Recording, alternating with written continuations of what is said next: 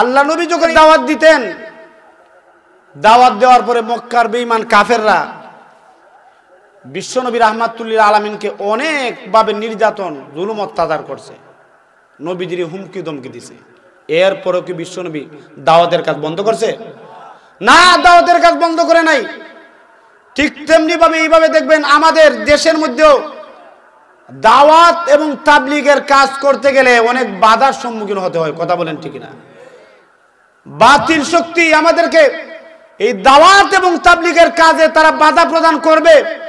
এরপরেও আল্লাহর এই জমিনের মধ্যে দাওয়াতের কাজ থেকে পিছ পা হলে চলবে না। কথা বলেন ঠিক না?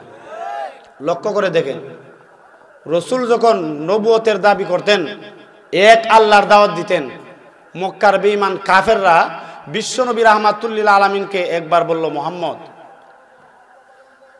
তোমার কাছে আমরা জানতে চাই, তোমার দাওয়াত, তোমার দিন আমরা গ্রহণ করব। এই যে আসমানের মধ্যে চন্দ্র আছে, ওই সময় চন্দ্রময় রাত্রি, এই চন্দ্রকে যদি তুমি দ্বিখণ্ডিত করে দেখাতে পারো তাহলে আমরা তোমার দিন গ্রহণ করব, আর না দিন গ্রহণ করব না। বলেন, এই আসমানের চন্দ্রটা এটা দ্বিখণ্ডিত করা, এটা কি সহজ ব্যাপার না কঠিন ব্যাপার? অনেক কঠিন। বিশ্বনবী রাহমাতুল্লিল আলামিন তখন বললেন যে আসমানের যে চন্দ্র আছে, এই চন্দ্র যদি দ্বিখণ্ডিত হয়ে যায় তাহলে তোমরা কি দিন গ্রহণ করবা? তারা বলল, অবশ্যই দিন গ্রহণ করব। বিশ্বনবী রাহমাতুল্লিল আলামিন মুজিজা দেখাইলেন। এটা মুজিজা সাধারণত আল্লাহর নির্দেশই হয়ে থাকে। আল্লাহ বিভিন্ন নবীগণকে মুজিজা দান করেছিলেন।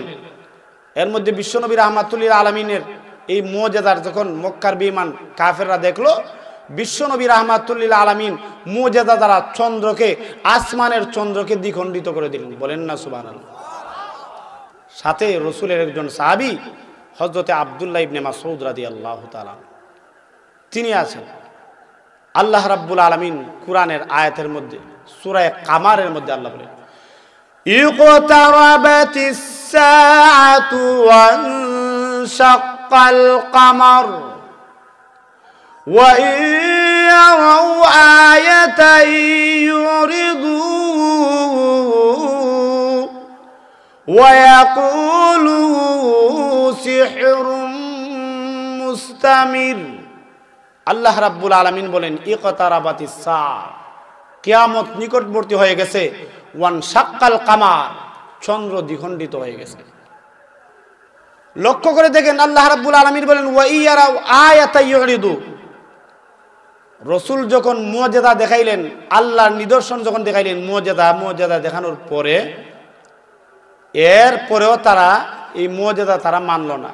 এই মুজিজা নিয়ে তারা ঠাট্টা বিদ্রুপ করতে শুরু করলো, মস্করা করতে শুরু করলো। তারা বলল, সিহরুন, এটা হলো জাদু। এটা কি? বলেন না নাউজুবিল্লাহ। এটা জাদু না মুজিজা? এটা মুজিজা।